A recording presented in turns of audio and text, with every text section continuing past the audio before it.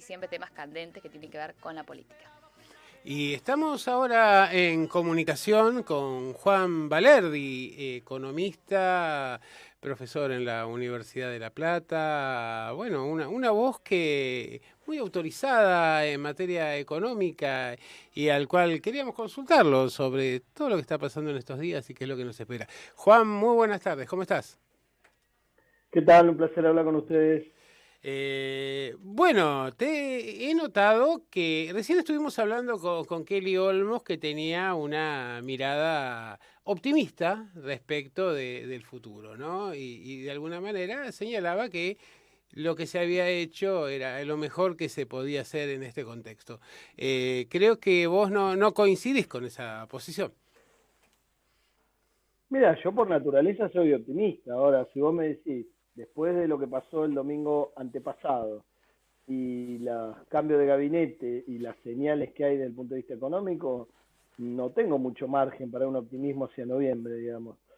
Por lo menos no estoy pesimista porque hubo cambios en el gabinete. El problema es que lo más grave, digamos, de la situación del domingo de las elecciones, creo que estaba asociado masivamente con cuestiones económicas. Por lo tanto, lo que estaba cuestionado era cómo se trata al tema de los precios y cómo actúa y qué prioridades tiene el ministro de Economía y el de Producción para empezar a charlar, ¿no? Ujú. Antes que avanzar con eso, ¿era posible, digamos, atacar por otro lado? ¿Era posible diseñar una política económica de otras características? ¿O los condicionamientos que imponía la pandemia y la herencia del macrismo dificultaban la posibilidad de decidir otra opción? Otra opción respecto de los cambios que hubo, me decís. Claro, de la política económica que se desarrolló durante estos primeros casi 2 años de gestión. Ok.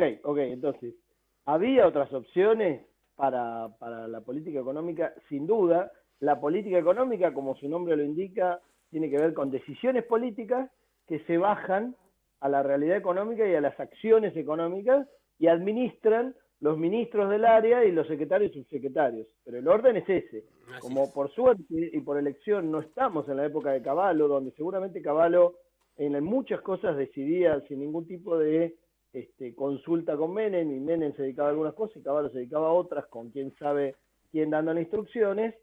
En este caso no es así. Entonces yo no me imaginaría que Guzmán y Culfas hacen cosas que van muy en contra de lo que piensa Alberto que hay que hacer. Por eso, si Alberto cambia de idea y se decide a poner el cascabel al gato a los grandes formadores de precios que nos están esquilmando con la inflación de la canasta básica alimentaria, y que lleva a que el gobierno festeje un 2,5 nada más, entre comillas, de inflación mensual, y que estemos seguramente cerrando el año con un 50, entonces si Alberto cambia esa idea y va al choque con esos formadores, o al menos con los más desprolijos y abusivos, difícilmente los ministros, secretarios y subsecretarios para llevar a cabo eso sean los que estuvieron cómodos con los pactos de caballero, los aplausos en las reuniones cerradas, la solidaridad, el pedido de solidaridad y demás. Entonces, si está la decisión política, hay que cambiar al gabinete. Ahora, si no está la decisión política, por más que cambies al ministro de Economía y de Producción, es cierto que no va a cambiar nada. Juan, ¿cómo estás? María Martínez te saluda. ¿Qué tal, María? Un placer. ¿Cómo estás? Bueno, en realidad preguntarte sobre cuál crees vos que va a ser la estrategia que va a utilizar el gobierno de cara a las elecciones en noviembre. ¿Qué te parece a vos que es lo que pueden hacer? Mira, yo la bola de cristal no tengo, pero te puedo decir cuál sería la mala estrategia. A ver. Si la estrategia que va a usar el gobierno, y que aparentemente va a ocurrir, es que van a poner plata en la calle, que le van a dar plata a los pobres, a los indigentes, y le van a subir el mínimo no imponible de ganancias a la clase media, yo no estoy diciendo que eso le haga mal a la gente. Lo que estoy diciendo es, si haces eso y no le pones el cascabel a los formadores de precios de la canasta básica, lo único que vas a hacer es cebarlos. Y como además esas empresas grandes argentinas, entre comillas, y multinacionales, tienen también una cuestión de fondo de discusión política con el gobierno, justamente por eso también, y con la excusa de que hay mucha plata en la calle, le van a tratar de evitar una buena performance en las elecciones de noviembre al gobierno para que no tenga fuerza, justamente para efectivamente tomar cartas en el asunto y ponerle el cascabel al gato. ¿Ha habido Espero que esta no sea la política, eso es lo que traté de transmitir. Ha habido algunos anuncios o señales en los días pasados respecto de lo que se pensaba hacer. Alberto Fernández insistió en presentarse acompañado de tanto de Guzmán como de Culfas. Por el otro lado, llama la atención que en el recambio de ministros hayan sido modificados algunos que no merecían objeciones y que tenían una gestión reconocida, como el caso, por ejemplo, de Salvareza, y luego que se haya modificado por cuadros que tienen una experiencia significativa, tanto aquí a nivel nación como a nivel de la provincia, pero que el área económica haya quedado intocable, ¿no? Claro, ese es el problema, digamos, que yo supiera, en el área de agricultura no había grandes problemas, de hecho estábamos batiendo récord de exportación. En el área de relaciones internacionales tampoco, que yo sepa, había un problema grave, al contrario, estábamos por asumir Alberto la presidencia de la CELAC, había buenas relaciones y demás, más allá de que Felipe no es santo de mi devoción, pero si al jefe de gabinete lo corrimos o lo cambiamos porque no funcionaba, si lo vamos a mandar ahora a manejar las relaciones internacionales, estamos peor que antes, digamos. Porque uno no podría decir que en el contexto actual internacional las relaciones internacionales son algo tan secundario que se lo damos a alguien que no funcionó como jefe de gabinete. Y Más en respecto a la Aníbal, lógica del digo, peronismo, porque recordar que Perón señalaba que la política, la verdadera política era la política internacional, ¿no? no tengo duda, y en un contexto como el actual, que se parece bastante, aunque obviamente se parece en el sentido de que hay una redistribución de poder profunda. En la época de Perón también estaba la Guerra Fría y demás, Ujú. y ahora hay una Guerra Fría incipiente entre China y Estados Unidos. Se ve ahora una operación incluso sobre Cristalina Georgieva, que están tratando de voltearla, como lo voltearon en su momento al presidente también no me acuerdo si era el Banco Mundial o el FMI, que era el francés, se me fue ahora, Sí, se me eh, fue, pero sí, del FMI. No, del Banco Mundial, me parece. que le inventaron una operación ahí de una mujer que supuestamente la abusó, no abusó y estaba más plantada por la CIA o por quién sabe quién. Entonces, lo mismo está pasando ahora, que dicen que Cristalina Georgieva toqueteó el informe del Banco Mundial para mejorar la posición de China y demás, la están operando, digamos, ¿no? Así es. Pero digo, es una situación internacional en la cual la Argentina tiene margen para aprovechar esas negociaciones, porque es un lugar más que trascendente en Latinoamérica y porque Brasil está hecho un polvorín. Justamente que Brasil sea un polvorín implica que uno de los tres países latinoamericanos más importantes, junto con Brasil y México, es la Argentina. Claro. Entonces podemos tener margen para negociar un buen acuerdo con Estados Unidos, que obviamente implica un acuerdo con el FMI que lo maneja 100% Estados Unidos. Entonces digo, soy optimista por eso. Ahora, que están dadas las condiciones para una buena negociación no quiere decir que estemos a la altura de las circunstancias, o la dirigencia política lo esté, o quien se encarga de las relaciones exteriores también, ¿no?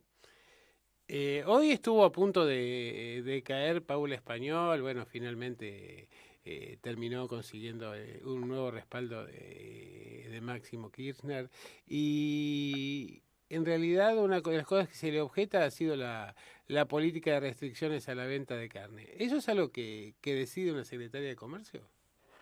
No, de ninguna manera. Lo que pasa que si por ahí están tratando a alguien de buscar un chivo expiatorio o de medir fuerzas, digamos, entre algunos frigoríficos, algunos matarifes y demás, algunos exportadores, por ahí piden la cabeza de Pablo Español porque no pueden pedir ni la del ministro ni la de alguien, no sé, un secretario o algo así por este problema. Pero este problema tiene una pelea de fondo entre grandes frigoríficos que han tradicionalmente exportado a Estados Unidos, a Europa, y que seguramente estaban tratando de empezar a exportar fuerte a China, y frigoríficos secundarios que estaban en el negocio de China, operando muy fuertemente y rápidamente creciendo, y ahí también aprovechó el gobierno para generar esta disputa y esta complicación, tratando de mantener a raya el precio de la carne, que evidentemente no bajó y tampoco dejó de subir, con lo cual, como experimento, digamos, no ha funcionado.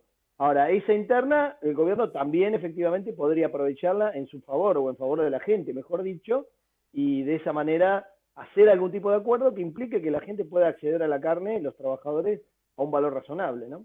Ahora, Juan, yo te pregunto, hablamos hace un ratito con mi compañero en el corte, esta cuestión de que en principio votamos a Macri para sacarla a Cristina, luego a Cristina para sacarla a Macri, y ahora se está hablando de que el posible ganador o el gran ganador de esta paso fue Horacio Rodríguez Larreta. ¿Vos cómo ves esto? Porque es como que somos un poco raros los argentinos en ese sentido. ¿Qué buscamos en sí? Primero, Horacio Rodríguez Larreta no fue candidato en ningún lado. Bueno, ganador en el En sentido de Capital, imagen, para mí decimos. Capital es una isla aparte del mundo, porque aparte no nos podemos guiar por cómo se vota en Capital. De hecho, vos fijate que han votado el 60% en su momento a Carrió, y ahora masivamente lo votan a Tetaz, a Vidal, y después a un tipo como Milei, digamos, que es un antisistema más parecido a Hitler o Bolsonaro o a Trump que a cualquiera de los demás.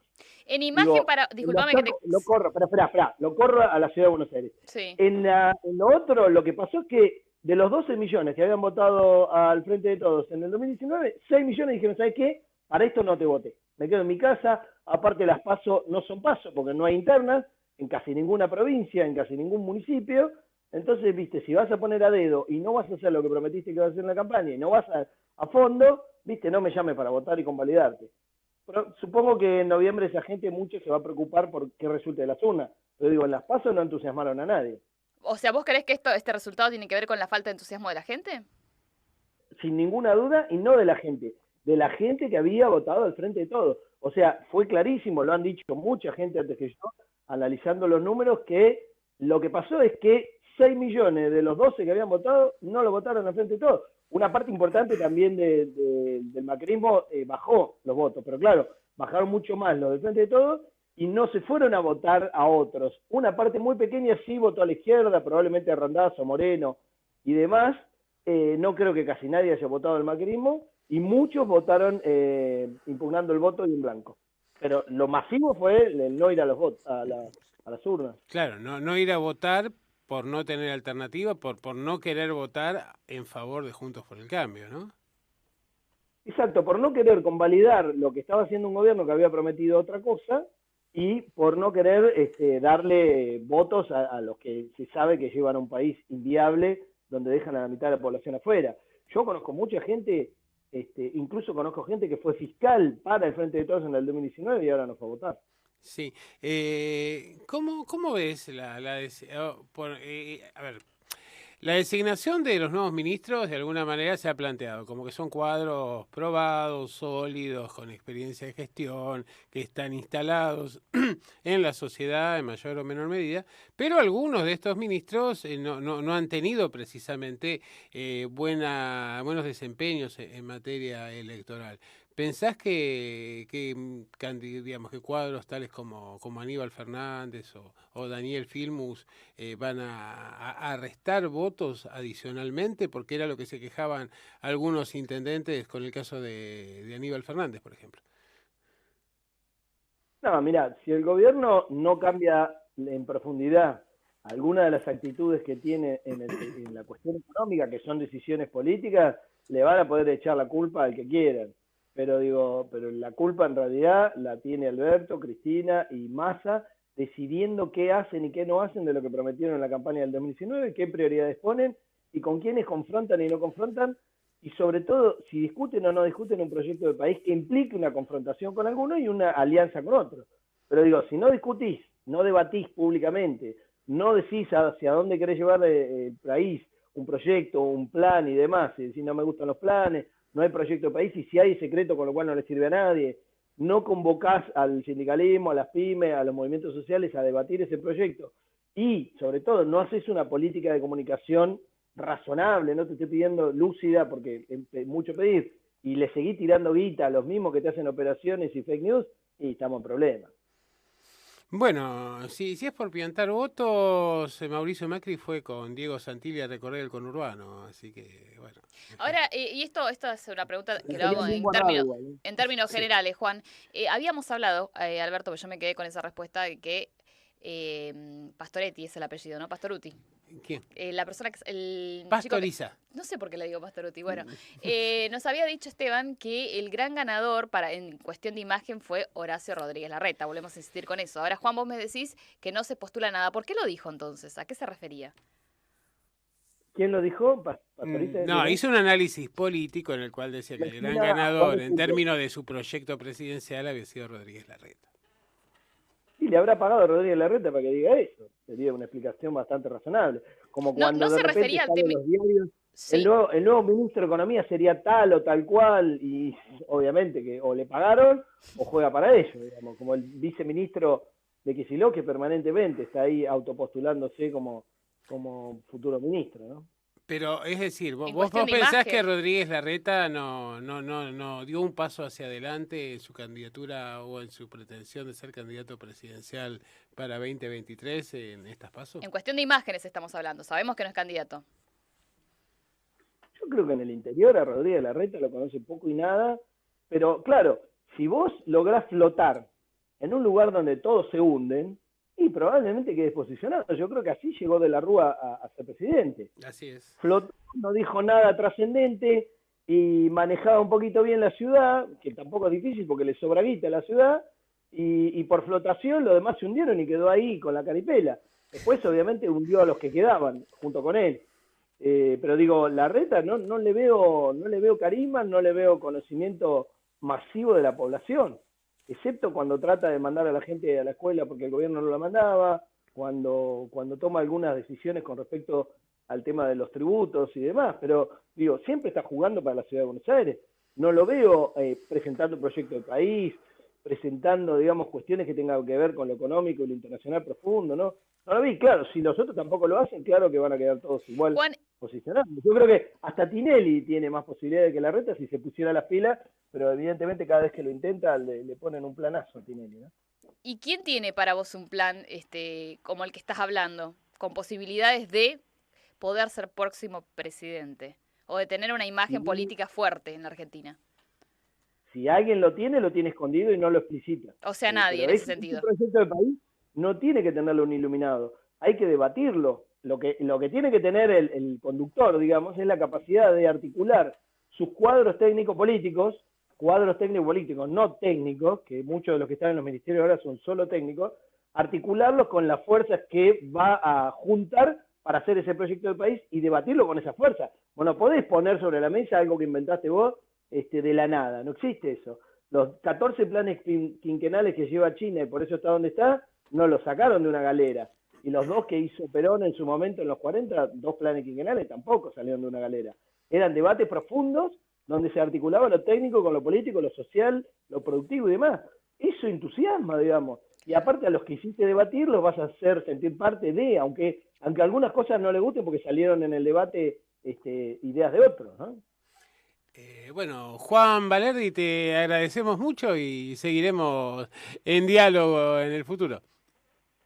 Un abrazo inmenso, hasta la próxima y los sigo escuchando cada vez que puedo. Gracias. Abrazo.